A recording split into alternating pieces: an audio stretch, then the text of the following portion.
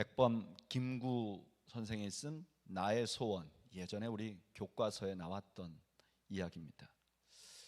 내 소원이 무엇이냐고 하나님이 물으시면 나는 서슴지 않고 내 소원은 대한독립이요 라고 대답할 것이다.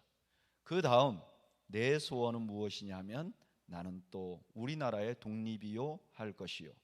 또 그 다음에 소원이 무엇이냐 하는 세 번째 물음에도 나는 더욱 소리를 높여 나의 소원은 우리나라 대한의 완전한 자주 독립이요라고 대답할 것이다. 어떻게 보면 이 김구의 소원이 김구를 김구되게 한 것이 아닌가 그런 생각이 듭니다. 근데 오늘 본문에 그와 매우 유사한 이야기가 나옵니다. 우리 열왕기하 2장 9절 말씀을 한번 다 같이 읽어보겠습니다. 시작. 건너매 엘리야가 엘리사에게 이르되 나를 내게서 데려감을 당하기 전에 내가 내게 어떻게 할지를 구하라. 엘리사가 이르되 당신의 성령이 하시는 역사가 갑절이나 내게 있게 하소서 하는지라. 아멘. 엘리야가 승천하려고 하자 엘리사에게 묻습니다. 제자인 엘리사에게 너 뭐 원하느냐 그랬더니 엘리사가 성령의 역사를 갑절이나 주십시오. 바로 이 요청이 엘리사를 엘리사가 되게 했습니다. 이 요청을 하고 나서 엘리사는 엘리야의 후계자가 되었습니다. 그러면 이 엘리사는 왜 이런 요구를 했을까? 두 가지 이유가 있어요. 첫째는요, 엘리야가 승천하기 때문에 그렇습니다. 오늘 열왕기하 2장은요 엘리야가 승천하는 이야기로부터 시작됩니다. 2장 1절 여호와께서 회리바람으로 엘리야를 하늘로 올리고자 하실새 엘리야가 엘리사와 더불어 길갈에서 나가더니, 아예 성경이 시작할 때 뭐라 그러냐면은 이제 엘리야가 승천할 것이야 라고 시작합니다.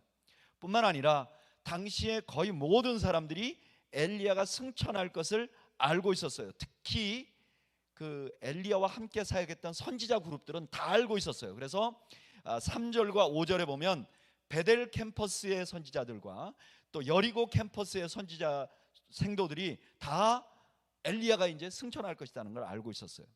그런데 이 엘리야가 자신들과 함께 있지 않고 떠난다는 것은 당시 사람들에게 굉장한 불안감을 줬어요. 특히 상황이 너무 안 좋았어요. 국제적으로는 그 북이스라엘을 늘 괴롭히던 나라가 있었는데 그게 아람이었어요. 이때까지는 한 나라만 괴롭혔는데 이제 얼마 전에 모압이라는, 그전에는 속국이었던 모압이 배신을 하고 이스라엘을 괴롭히기 시작합니다. 그러니까 국제 정세가 안 좋아요.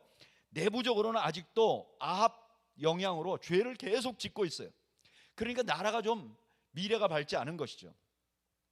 게다가 그동안은 이렇게 나라가 미래가 밝지 않아도 버텨온 것이 엘리야라는 걸출한 선지자가 있었어요.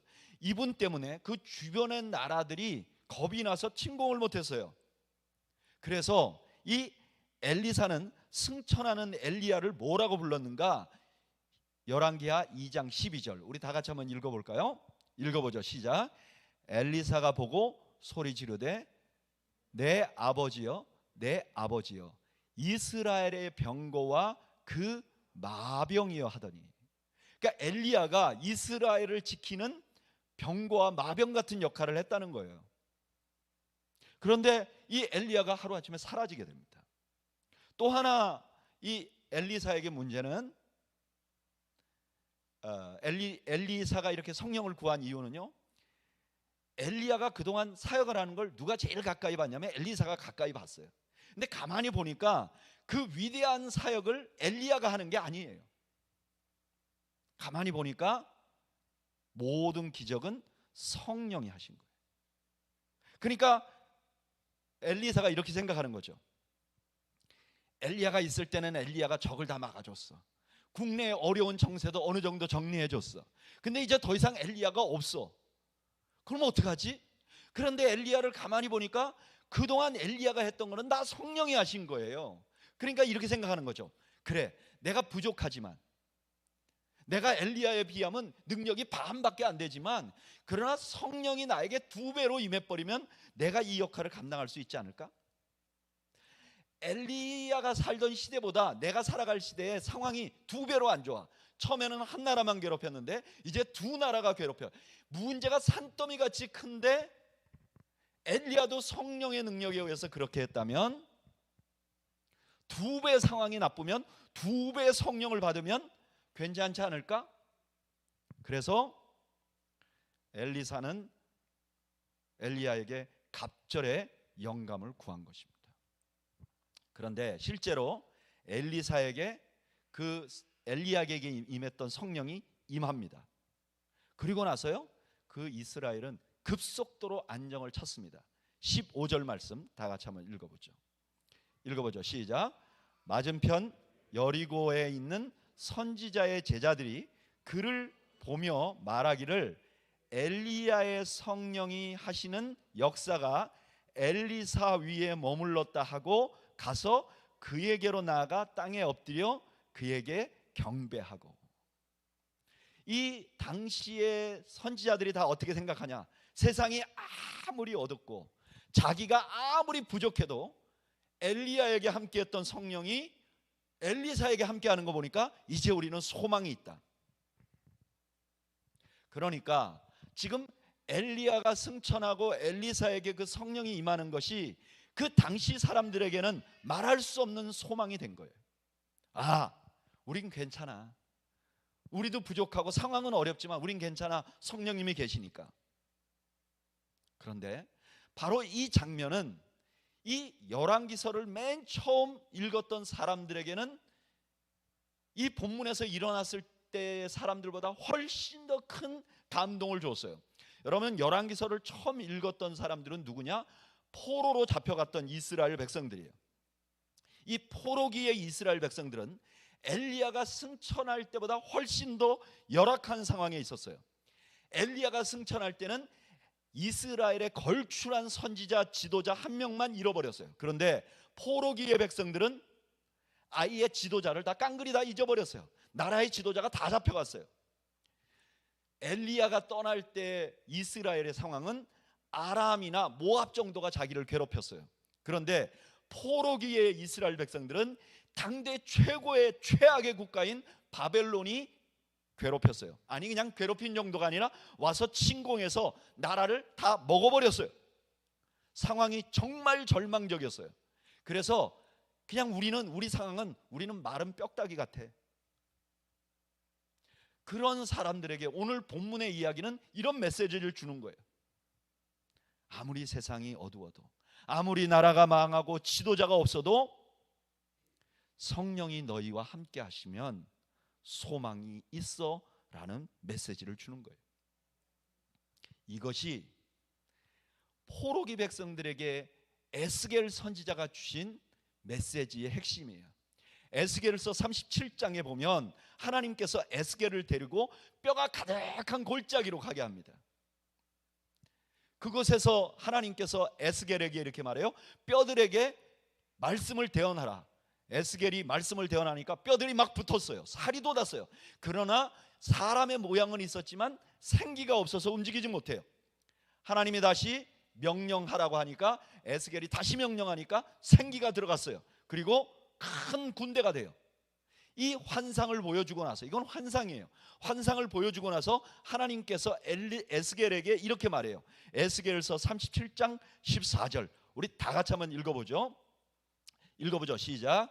내가 또 내 영을 너희 속에 두어 너희가 살아나게 하고 내가 또 너희를 너희 고국 땅에 두리니 나 여호와가 이 일을 말하고 이룬 줄을 너희가 알리라. 여호와의 말씀이니라. 아멘. 성령이 너희에게 임하면 너희가 마른 뼈다귀 같아도 소망을 가질 수 있다고 말씀하시는 거예요.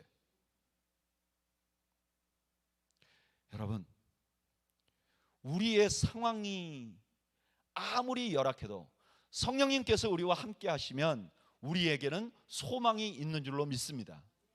그러면 여기까지 오면 우리가 하나 질문이 생겨요. 어떤 질문이 생기냐면은, 자 보세요. 엘리야를 하나님이 승천시키셨어요. 역사상 승천한 사람은 없어요. 이 이전에 에녹이 죽지 않고 갔지만 이런 방식으로 구체적으로 묘사하지는 않았어요. 근데 하나님께서 굳이 엘리야를 승천시켜요. 가만히 보면 이 상황에 주고 싶은 메인 메시지는 엘리야가 승천하지 않고 그냥 엘리야가 죽어도 똑같은 메시지를 줄 수 있어요. 봐라, 엘리야가 죽어도 성령이, 엘리야에게 역사했던 성령이 너희에게 임하면 너희가 괜찮지 않느냐, 이런 메시지를 줄 수 있는 거예요. 그러니까 승천시키는 거나 죽는 거나 별 다를 상황이 아니에요. 근데 왜 하나님께서는 엘리야를 죽이지 않고 승천시켰을까? 이스라엘 백성들은 엘리야의 이야기를 보면서, 엘리야의 승천하는 것을 보면서, 그래, 성령님만 임하시면 우리가 소망이 있어라는 소망을 가졌는데, 그러면 엘리야를 하나님이 왜 승천시켰지? 이건 알지를 못했어요. 그렇게 780년 이상의 역사가 흐르고 나서 엘리야가 사역했던 그 이스라엘 땅에 많은 사람이 엘리야라고 부르는 한 분이 등장을 해요. 그분은 예수님이세요. 그런데 이분이 자신을 이렇게 소개해요. 요한복음 3장 13절 우리 한번 읽어볼까요? 읽어보죠. 시작. 하늘에서 내려온 자 곧 인자 외에는 하늘에 올라간 자가 없느니라. 아멘. 예수님이 자신을 가리켜 내가 하늘에서 내려왔어, 하늘에 올라간 사람이야 라고 말해요. 그분이 사역하고 사람들에게 오해받고 십자가에 못 박혀 죽으시고 사흘 만에 부활해요. 그분이 사흘 만에 부활하심으로 그가 하나님의 아들이었음을 확증시켜요. 로마서 1장 4절에 성결의 영으로는 죽은 자들 가운데서 부활하사 능력으로 하나님의 아들로 선포되셨으니 곧 우리 주 예수 그리스도시니라. 아멘. 부활하심으로 그가 하나님의 아들임을 확증시켜요. 그리고 40일 동안 제자들과 함께 계시다가 많은 사람 앞에 승천하세요. 몇 명만 보는 순간이 아니라 수많은 사람 보는 앞에서 승천하세요. 사도행전 1장 9절 우리 다 같이 한번 읽어볼까요? 시작. 이 말씀을 마치시고 그들이 보는데 올려져 가시니 구름이 그를 가리어 보이지 않게 하더라. 아멘. 이렇게 하심으로 예수님이 자신이 하늘로부터 오셨다는 것을 확증시키셨어요. 우리는 바로 여기서 하나님이 왜 굳이 엘리야를 승천하게 했는지 첫 번째 이유를 알 수 있어요. 왜 그러냐? 예수님의 승천을 믿게 하려고 하는 거예요. 여러분, 승천을 믿어야 예수님이 누구신지 완전하게 알 수 있는 거예요. 승천을 믿지 않으면 예수님이 누구신지 완전히 알 수 없어요. 그런데 여러분, 사람이 죽었다 살아난다는 것보다 더 믿기 어려운 게 뭐냐? 승천했다는 얘기예요. 직접 본 사람이 아니면 믿을 수가 없어요. 그런데 적어도 예수님이 승천한 것을 본 사람들이 예수님이 승천했어라고 말하니까 이스라엘 사람들은 그걸 부인하지 못했어요. 왜요? 누구가 에이 그런 일이 세상에 어떻게 일어나? 그러면 뭐라 그러면 돼요? 엘리야도 승천했잖아요. 그러니까 지금 엘리야를 승천하게 한 것은 이 예수 그리스도 하나님의 아들이 이 땅에 오셔서 하늘로부터 오신 분이고 다시 하늘로 올라가셨다는 것, 예수님이 누구신지를 좀 더 분명히 믿게 하기 위해서 그림자로 준 것이라는 거예요. 그리고 이렇게 예수님과 관련해서 엘리야의 승천을 보게 되면 엘리야를 승천하게 한 또 다른 이유를 알 수 있을 것 같아요. 그건 뭐냐면은 성령님에 대한 예수님의 당부를 이해하게 해주려고 해요. 여러분, 이상하게도 예수님은 승천하시기 전에 제자들에게 계속 반복해서 하신 말씀이 뭐냐면은 성령에 관한 말씀이에요. 요한복음 14장 16절에 이렇게 말씀하세요. 내가 아버지께 구하겠으니 그가 또 다른 보혜사를 너희에게 주사 영원토록 너희와 함께 있게 하리니. 아멘. 예수님이 제자들에게 계속해서 말씀하시는 게 내가 하나님께 구할 거야. 너희들에게 제일 좋은 걸 줄 거야. 성령님이 너희들에게 임할 거야. 심지어 이 성령님이 임하심이 제자들에게 얼마나 좋은가? 예수님이 함께하는 것보다 더 좋다 그래요. 요한복음 16장 7절에 이렇게 말해요. 그러나 내가 너희에게 실상을 말하노니 내가 떠나가는 것이 너희에게 유익이라. 내가 떠나가지 아니하면 보혜사가 너희에게로 오지 아니할 것이요 가면 내가 그를 너희에게 보내리니. 이 정도로 성령이 오시는 게 중요하다고 말해요. 그리고 성령님을 기다리라고 당부해요. 사도행전 1장 4절 5절에 이렇게 말해요. 사도와 함께 모이사 그들에게 분부하여 이르시되 예루살렘을 떠나지 말고 내게서 들은 바 아버지께서 약속하신 것을 기다리라. 요한은 물로 세례를 베풀었으나 너희는 몇 날이 못되어 성령으로 세례를 받으리라 하셨느니라. 아멘. 예수님이 왜 이렇게 성령을 강조하셨는가? 우리는 그 이유를 오늘 구약 본문 엘리사가 승천하는 데서 그 이유를 알 수 있게 해 주신다는 거예요. 그래서 엘리사를 승천시켰다는 거예요. 그러면 예수님께서 성령을 이렇게 강조한 이유는 무엇인가? 첫째, 저를 따라 하시죠. 성령이 임하심은 하나님께서 동행하고 계심을 의미하기 때문입니다. 열왕기하 2장 14절을 우리 다 같이 한번 읽어볼까요? 너무나 중요한 말씀 다 같이 읽어보죠. 시작.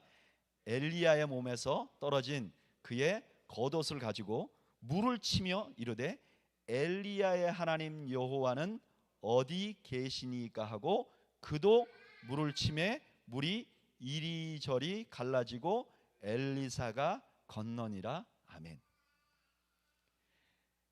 엘리사 눈에 엘리야는 성령의 붙들림을 받은 사람이에요. 그런데 성령의 붙들림을 받았다는 것은 어떤 의미가 있는가? 하나님이 엘리야와 함께 했다는 의미라는 것을 보여주는 거예요. 엘리사 눈에 이렇게 보이는 거죠. 아무리 상황이 열악해도 하나님이 엘리야와 함께 하니까 엘리야가 문제가 없었어. 하나님이 엘리야와 함께 하시는 증거가 뭐냐? 그가 성령이 그와 함께 하신 것이야. 그러니까 내가 엘리사가 상황이 아무리 열악해도 하나님이 나와 동행하시면 문제가 없어. 그런데 하나님이 나와 동행하시는 상징이 뭐냐? 성령님이야. 성령님이 함께 하시는 것이 곧 하나님이 나와 함께 하시는 것이야. 그래서 엘리사가 그렇게 성령을 구했던 거예요. 이 구약 말씀을 배경으로 우리가 조금 아까 읽었던 요한복음 14장 16절 예수님의 말씀을 다시 보면, 다시 볼까요? 요한복음 14장 16절 우리 다 같이 읽어보겠습니다. 시작. 내가 아버지께 구하겠으니 그가 또 다른 보혜사를 너희에게 주사 영원토록 너희와 함께 있게 하리니. 아멘. 예수님이 기도하시는 거예요. 제자들에게 보혜사가 함께 하기를 위해서 기도하는 거예요. 이 기도에는 어떤 뜻이 담겨 있는가? 제자들을 보면서 예수님이 이렇게 말씀하시는 거예요. 너희들이 나를 따라오면 고난을 겪을 거야. 지금보다 내가 승천하고 나면 훨씬 더 많은 고난을 겪을 거야. 그러나 잊지 마. 하나님이 너희와 함께 하셔. 그 증거가 성령이 너희와 함께 하시는 것이야. 그렇습니다. 오늘 이 예수님의 기도는 그대로 이루어졌어요. 여러분, 우리가 예수님을 믿으면 성령을 받은 것입니다. 여러분 믿으십니까? 고린도전서 12장 3절 우리 한번 읽어볼까요? 읽어보죠. 시작. 그러므로 내가 고린도전서 12장 3절 안 나왔나요? 그러면 제가 읽어드리겠습니다. 고린도전서 12장 3절 그러므로 내가 너희에게 알리노니 하나님의 영으로 말하는 자는 누구든지 예수를 저주할 자라 하지 아니하고 또 성령으로 아니하고는 누구든지 예수를 주라 할 수 없느니라. 아멘. 그렇다면 예수님을 믿으면 하나님이 우리와 동행하는 거예요. 여러분, 이거는 믿음의 문제가 아니라 팩트예요. 팩트. 너무나 많은 사람들은 하나님의 동행하심을 느낌에 의존해서 확인해요. 찬양할 때나 기도할 때나 막 어느 날 찬양하고 기도하는데 감동이 막 와요. 그러면 성령님이 함께 하시는가 보다. 근데 이런 느낌이 없으면 좌절해요. 나 요즘에 기도해도 감동이 없어. 내가 찬양해도 마음이 뜨겁지 않아. 하나님이 나를 버렸나? 하나님이 나를 따돌리나? 어떤 사람들은 하나님이 자신과 동행하심을 내가 소원하는 기도가 응답되는 건가 아닌가로 증거를 삼아요. 그래서 자기가 기도한 대로 다 응답이 되면 막 하나님이 같이 하시는 것 같아. 근데 내가 기도한 대로 하나님이 이루어주지 않으면 좌절해요. 하나님이 나를 잠시 두고 어디 가셨나? 근데 여러분, 이런 생각은 성경적인 생각이 아닙니다. 성경은 우리의 느낌과 상관없이, 우리의 상황과 상관없이 우리가 예수를 믿으면 성령이 우리 안에 거하신다고 말씀을 하십니다. 그리고 성령이 우리 안에 거하시는 것은 하나님이 우리와 동행하시는 증거가 된다고 말씀하고 있는 것입니다. 그래서 우리는 낙심할 수 없는 것입니다. 우리는 살아가다가 조금 낙심할 수 있습니다. 그러나 우리는 어떤 환경에서도 하나님이 없는 것만큼 낙심해서는 안 되는 줄로 믿습니다. 저는 이 말씀을 생각할 때마다 늘 생각나는 게, 이 진리와 너무나 부합하는 이야기 하나를 제가 직접 경험했어요. 아마 들은 분들도 계실 거예요. 제가 아주 어렸을 때 그 할아버지 댁에 방학이면 늘 방문을 했거든요. 근데 저희 할아버지 댁이 완행 기차만 쓰는 거예요. 청량리에서 12시간 기차를 타야 돼요. 근데 완행 기차의 특징은 뭐냐면은 자리가 지정이 되어 있지 않아요. 먼저 first come first service, 먼저 가야 먼저 앉으면 내 자리예요. 어느 해인가 제가 아주 어렸을 때 우리 할아버지께서 저를 고향 마을에서 서울로 데리고 올라오시는 거예요. 서울에서 갈 때는 기차역이 출발지니까 우린 보통 앉아가요. 근데 중간에 타면 자리가 보통 없어요. 그러나 그때 한국에 경로 사상이 있어서 저희가 타자마자 어떤 분이 우리 할아버지에게 자리를 양보했어요. 그래서 할아버지하고 저하고 자리를 앉아갔어요. 기차가 덜컹덜컹 가는 거예요. 근데 기차가 어느 순간에 어떤 역에 섰어요. 그때는 역마다 쓰는데 이 역에 한번 쓰면요, 그때는 화물기차를 최우선으로, 나라가 경제가 발전해야 된다. 그래서 완행기차는요, 화물기차가 오면 그냥 서 있어요. 그러니까 한번 역에 쓰면 한 10분이나 15분씩 서요. 할아버지가 기차가 딱 쓰시자 저한테 이렇게 말하는 거예요. 경렬아, 할아버지가 소피를 좀 보고 올 테니까 여기 있어라. 제가 따라가고 싶다고. 그러니까 할아버지가 너가 날 따라오면 자리를 이거 잊어버리니까 네가 여기 앉아 있어야 된다. 그래서 제가 앉아 있었어요. 할아버지가 얼른 소변 보시고 오시겠지. 근데 안 오시는 거예요. 한 5분이 지나도 안 오시는 거예요. 급기야 기차가 천천히 출발하는 거예요. 제가 할아버지가 안 탔는데 제가 이렇게 되면 고화가 되잖아요. 그래서 막 소리를 질렀어요. 할아버지 찾으러 가야 된다고. 근데 주변에 아저씨 아줌마들이 다 저를 잡는 거예요. 제가 그때 넘어가 버렸어요. 막 기절을 하고 막 할아버지한테 가야 된다고 소리를 지르고 주변에 잡는 아저씨 아줌마들한테 막 욕을 했는지 모르겠어요. 그러나 아주 나쁜 말을 했을 것 같아요.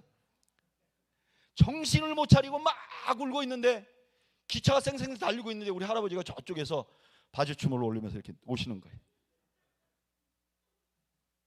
여러분, 기차에 화장실이 있었던 거예요.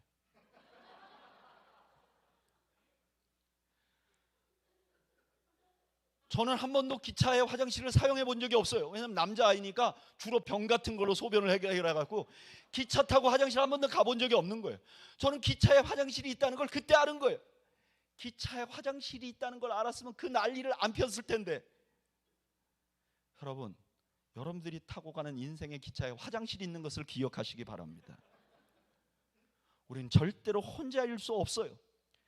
우리가 인생의 짐을 나 홀로 지고 광야를 걸어가고 있다고, 혼자서 내가 이걸 짊어지고 가고 있다고, 아이고 내 팔자야, 나는 왜 내 주변에 있는 사람은 나에게 도움을 요청하지, 내가 나를 도와주는, 나에게 도움이 되는 인간은 하나도 없단 말이냐, 나 홀로 간다. 아니요,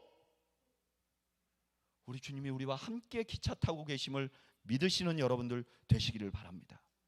저를 따라 하시죠. 내 인생의 기차에 화장실이 있다. 두 번째로, 예수님이 이렇게 제자들에게 성령님 강구하는 걸 원했던 이유는, 성령님이 함께하는 걸 원했던 이유는 성령님께서 동행만 하시는 게 아니라 변화시키시는 분이기 때문에 그래요. 여러분, 엘리사가, 지금 성령을 갑절로 받았던 엘리사가 죽을 때 이스라엘 왕이 와서 엘리사를 이렇게 부릅니다. 열왕기하 13장 14절 우리 다 같이 읽어볼까요? 읽어보죠. 시작.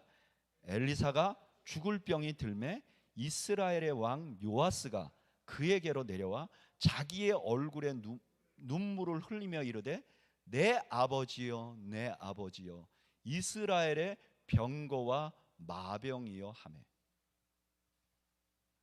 뭐와 똑같죠?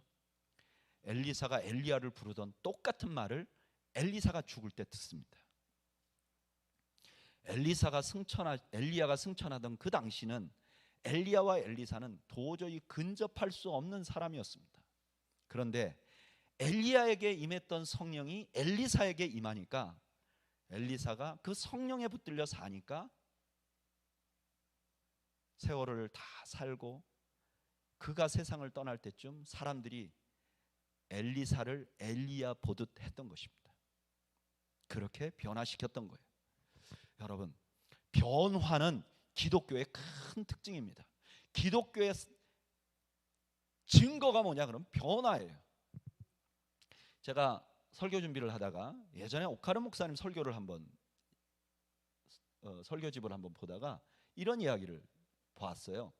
예전에 그 20세기 초에 미국에 아주 유명한 부흥 강사 목사님이 있었다고 해요. 아이언 사이드라는 목사님이신데 이분이 뭐 시카고 주변에서는 굉장히 큰 교회에서 목회를 하시고 부흥에도 굉장히 많이 다니시고 수많은 사람들에게 복음을 전했대요. 근데 이분이 요 샌프란시스코 주변에 살았대요. 그래서 이분이 신학교를 갓 졸업할 때도 마음이 뜨거워갖고 이게 여기 베이 지역에서 부흥 집회를 하고 다녔다는 거예요. 다니면서 베이 지역을 내려오면서 부흥회를 했다는 거예요. 사람만 모여있으면 거기서 전도를 했다는 거예요. 근데 어느 날 크리스찬들이 좀 모여서 좀 있는데 거기 가서 이 아이언사이드 목사님이 설교를 했다는 거예요. 그랬더니 사람들이 너무너무 감동을 많이 받았어요.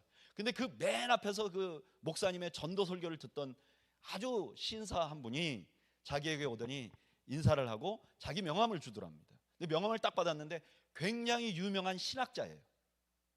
그런데 신학자이긴 한데 이분은 그 당시에 자유주의 신학을 했던 분이에요. 그 당시에 자유주의 신학이라는 건 어떤 것이냐면은 성경이 오류가 있다고 생각하는 거예요. 그리고 성경 안에 기적은 전부 다 각색된 거라 이건 다 우화다 이렇게 주장하는 학자예요. 근데 이분이 이 아이언사이드 목사님한테 와서 그러더라는 거예요. 악수를 하면서 오늘 강연 잘 들었는데 저하고 저희 학교 강당에 모여가지고 토론을 한번 해봅시다. 공개 토론. 그래서 당신같이 무지하게 믿는 게 맞는지 나같이 이렇게 신식으로 믿는 게 맞는지 한번 대결을 합시다. 그러더라는 거예요. 이분은 이제 초짜 신학교를 금방 졸업한 목사님이고 한 분은 이미 대신학자고. 그런데 이 아이언사이드 목사님이 조금 생각하다가 이렇게 얘기를 했다 그래요. 좋습니다, 교수님. 우리가 공개 토론회를 합시다. 대신 선생님께서도 저한테 갑자기 말씀하셨으니까 저도 조건을 걸겠습니다. 제 조건은 뭐냐면은 선생님께서 그 강연에 오실 때 선생님의 강의를 들으시고 변화된 사람 두 사람을 데리고 오십시오. 그 두 사람은 남자 한 사람, 여자 한 사람이었으면 좋겠습니다. 특히 남자는 알코올 중독자였다가 형무소에 갔다 왔다가 당신의 강연을 듣고 새로운 삶을 얻은 사람, 여자는 어려서부터 사랑을 받지 못하고 자라나서 사창가에 있다가 지금은 회개하고 경건하게 사는 사람 두 사람을 데리고 오십시오. 저는 그런 사람 100명을 데리고 가겠습니다.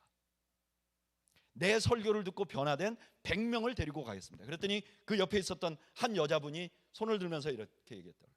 목사님, 저도 그 100명 안에 넣어주세요.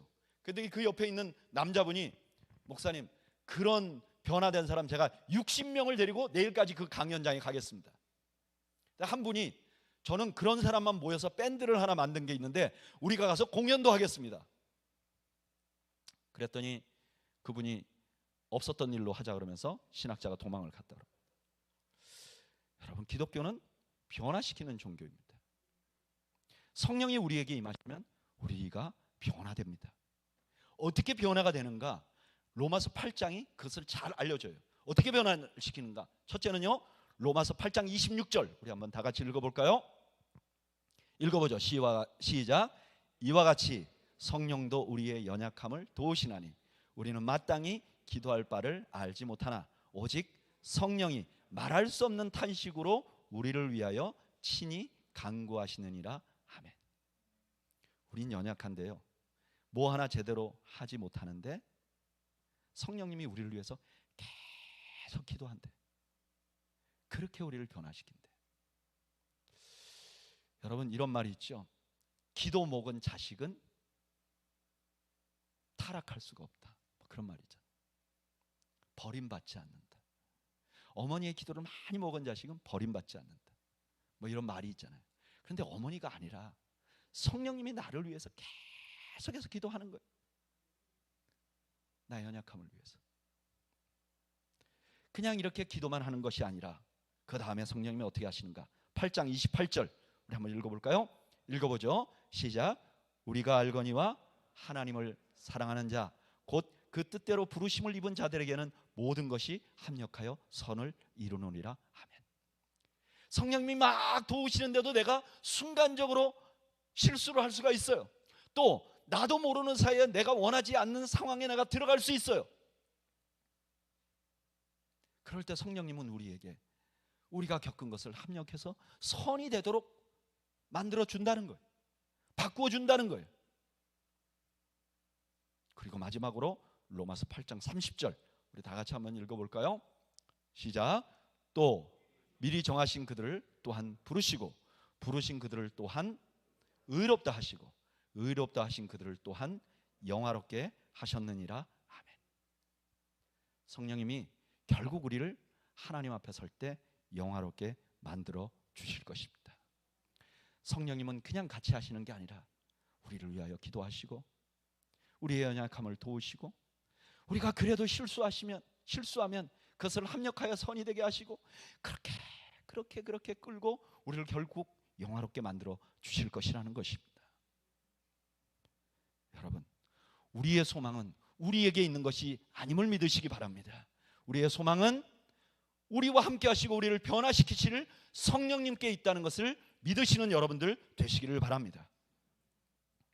우리는 지난 몇 주 동안 엘리야에게 역사하신 하나님의 역사를 보면서 시리즈로 설교를 들었습니다. 여러분, 우리가 살고 있는 이 시대는 정말 풍요롭습니다. 아니, 이 시대가 풍요로울 뿐만 아니라 우리가 살고 있는 이 지역이 풍요롭죠. 세계에서 가장 잘 사는 장소죠. 세계에서 유명한 회사들은 다 여기 있죠. 그 가운데 그레이스 밸리 교회가 여기 있습니다. 우린 너무 초라합니다.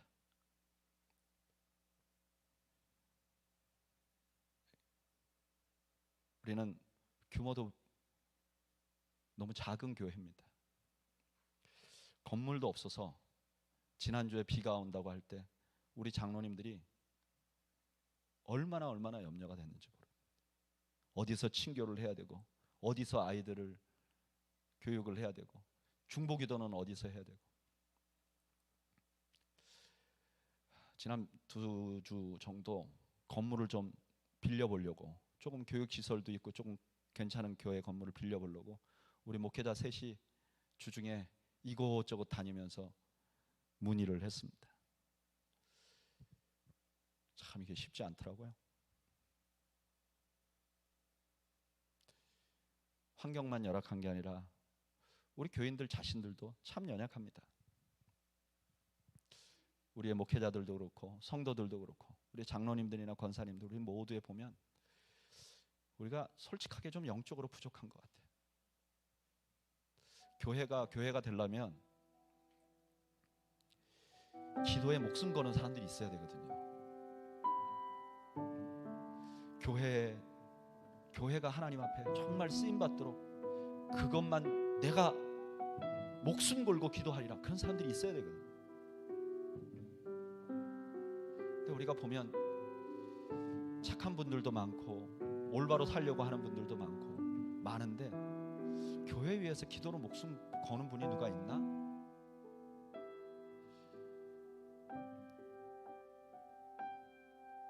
제가 보는 관점에서 제일 문제는 저 자신이에요. 제가 이렇게 보면 뭐 하나 명쾌하게 할 수 있는 능력이 없어요. 이 지역을 감싸고 있는 환경과 이 지역에 있는 큰 컴퍼니들에 비해서 우린 너무 연약해요.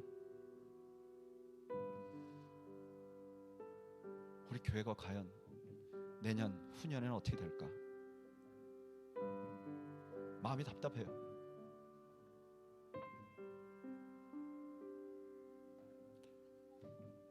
그런데 이 말씀을 준비하면서 하나님께서 저에게 이렇게 말씀하시는 것 같아요. 야, 목회 네가 하는 거 아니잖아. 성령님이 하시는 거잖아. 교회 너희 몇 명이 세운 거 아니잖아. 성령님이 세우셨잖아. 소망이 너에게 있는 것이 아니잖아. 성령님께 있잖아. 저는 아멘 했습니다. 아멘.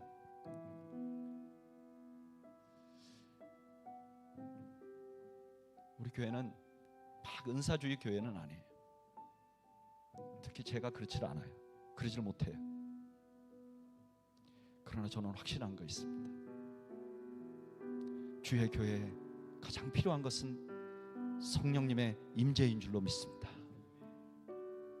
우리의 환경이 어떻든, 우리가 얼마나 연약하든 그게 중요한 게 아니라 우리가 2배로 연약하면 성령님이 2배로 역사하시면 되는 줄로 믿습니다. 우리가 2배로 작으면 성령님의 능력이 2배로 역사하시고 4배로 역사하시고 10배로 역사하시면 되는 줄로 믿습니다.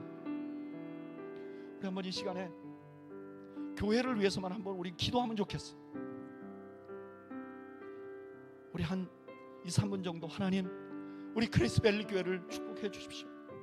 성령님 임재해 주십시오. 그래서 역사해 주십시오. 우리가 사람의 소리에 귀 기울이지 않게 하여 주십시오. 성령님의 인도하심을 따라가게 하시옵소서. 성령님이 임재하고 성령님의 임재 때문에 우리가 소망을 갖게 해 주십시오. 우리 이 시간 한번 다 같이 성령님을 간구하면서 우리 함께 기도하겠습니다. 하나님 은혜를 베풀어 주옵소서. 우리 함께 기도하겠습니다. 다 함께 기도하겠습니다. 하나님 우리 아버지, 하나님 우리 아버지, 저희들에게 하나님 그레이스밸리 교회를 주시고 아버지 하나님 우리에게 하나님 이 귀한 은혜를 주신 것을 감사합니다. 아버지 하나님, 아버지 하나님, 그러나 우리의 환경이 참 녹록지 않는 것을 하나님 앞에 고백합니다. 우리가 참 부족한 것을 하나님 앞에 고백합니다. 아버지 하나님, 아버지 하나님, 아버지 하나님, 아버지 하나님, 아버지 하나님, 성령님의 능력이 필요합니다. 아버지 하나님, 성령님의 은혜가 필요합니다. 성령님의 도우심이 필요합니다. 아버지 하나님, 아버지 하나님, 아버지 하나님, 우리만 보면 아버지 우리에게 소망이 없습니다. 우리가 보면 우리에게 능력이 없습니다. 하나님, 성령께서 우리에게 역사하시는 것이 필요합니다. 성령님 우리 가운데 임재하시는 것이 필요합니다. 성령님이 함께 하시는 것이 필요합니다. 주님, 엘리야가 승천할 때 하늘을 보며 부르짖었던 엘리사의 심정을 하나님 앞에 기도합니다. 하나님 우리에게 임재하여 주옵소서.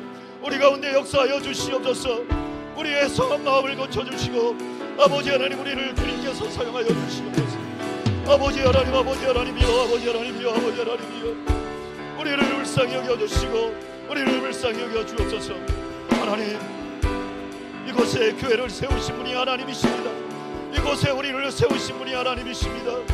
이곳에 하나님 함께 하시고 이곳에 좌정하시고 이곳에 하나님의 은혜로 온게 하여 주옵소서. 성령님 우리 가운데 좌정하여 주옵소서. 우리의 마음을 만져주시옵소서. 우리의 마음을 감동시켜 주시옵소서. 우리를 변화시켜 주시옵소서. 우리를 바꾸어 주시옵소서. 우리 교회를 변화시켜 주시옵소서. 우리가 하나님의 능력을 입는 교회가 되기를 원합니다. 하나님의 은혜를 입는 교회가 되기를 원합니다. 성령님의 역사하시는 교회가 되기를 원합니다. 하나님 우리와 함께하여 주시옵소서. 하나님 우리 가운데 자정하여 주시옵소서. 하나님 우리 가운데 능력으로 함께하여 주시옵소서. 아버지 하나님이여, 아버지 하나님 우리가 간절히 간구합니다. 우리 성령님께서 함께하여 주시옵소서. 아버지 하나님 우리 성령님께서 함께하여 주시옵소서. 아버지 하나님 우리 성령 하나님께서 주시옵소서. 여러분, 성령님의 능력은 교회만 필요한 것이 아닙니다. 저는 아직도 미천한 연령이지만 이제까지 살아보니까 제가 알게 된 거 하나가 있어요. 인생 참 내 맘대로 안 되더라고요. 참 인생 내 맘대로 안 돼요. 내 인생도 내 맘대로 안 되고요. 참 내 자식도 내 맘대로 안 되고요. 참 내 환경 내 맘대로 되는 게 없더라고요. 상처 안 받으려고 막 몸부림치며 살았는데 50대 중반 넘어가면서 보니까 저는 마치 상위군인 같아요. 이리 치이고 저리 치이고 마치 전쟁터를 지나온 사람 같이 온 마음과 생각의 상처가 투성이에요. 안 지쳐보려고 몸부림치는데 매일매일 거의 하루에 한 번은 힘이 쪽쪽 빠져요.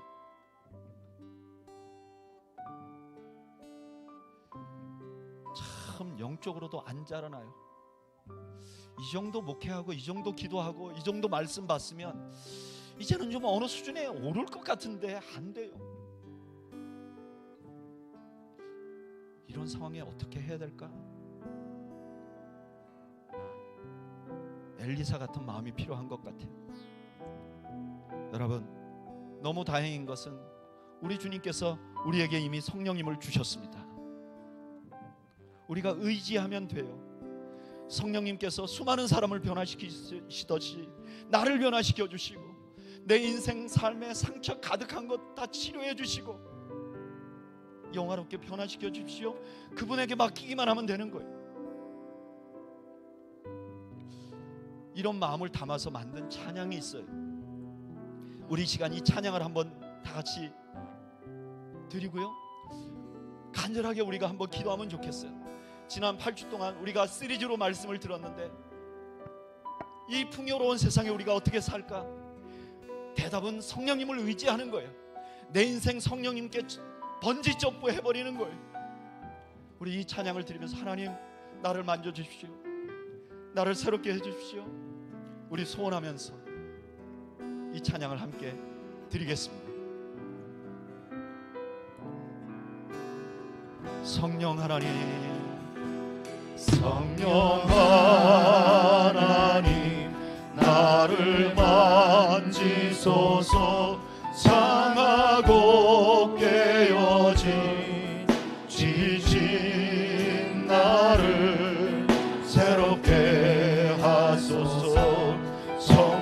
성령의 바람 시드는 내 영 살리소서. 성령 하나님 이 땅 고치소서. 성령 하나님 이 땅 고치소서.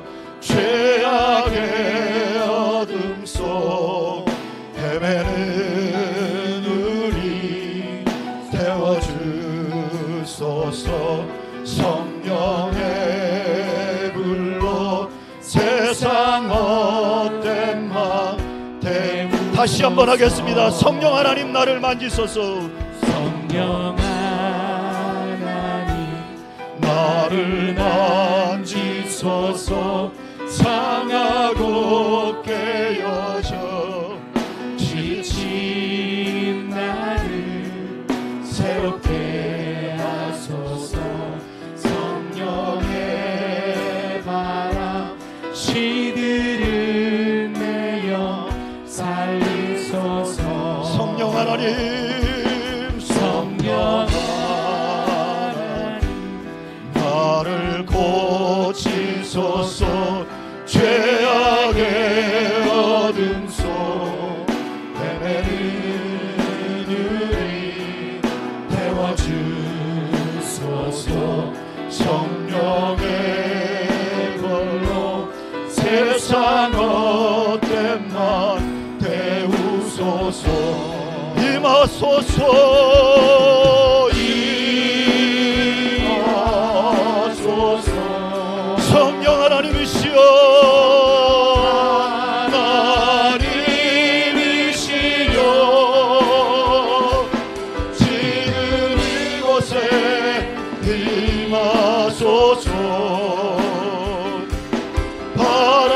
바람처럼 물처럼 성령이여 임하소서. 임하소서.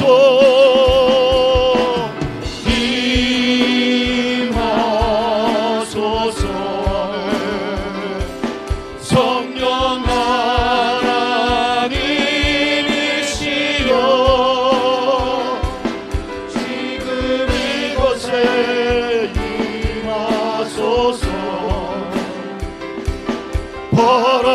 바람처럼 불처럼 성령이여 임하소서. 우리 한번 하나님 앞에 기도하겠습니다. 하나님, 제가 많이 지쳐 있고 상해 있습니다. 나에게 임해 주십시오. 하나님, 난 아직도 헌신도 잊지 못하고 한 주를 살아보면 후회되는 것 투성입니다. 나를 도와주십시오. 내 인생, 나 자신의 소망이 없습니다. 그래서 이 시간 하나님의 도움이 필요합니다. 성령님의 도움이 필요합니다. 성령님, 역사해 주십시오. 성령님을 의지하겠습니다. 우리 한번 이 시간에 하나님 앞에 잠잠하게 하나님 앞에 나아가며 기도하겠습니다. 우리 함께 기도하겠습니다. 하나님 아버지, 하나님 아버지, 하나님 아버지, 하나님 아버지, 내게 하나님이 필요합니다. 하나님의 능력이 필요합니다. 하나님의 은혜가 필요합니다. 하나님의 도우심이 필요합니다. 하나님, 상하고 깨어진 마음을 주님 만져주시고 지쳐있는 심령에 새 힘을 더해 주옵소서. 하나님,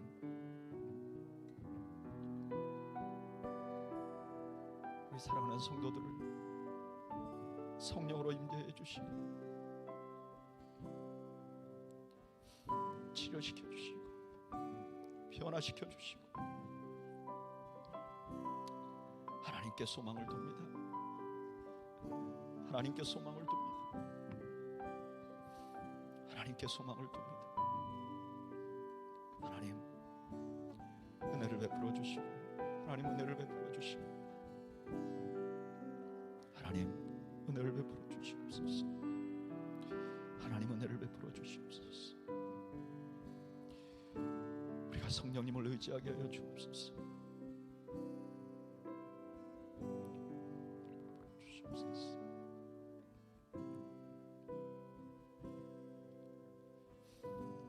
하나님 아버지,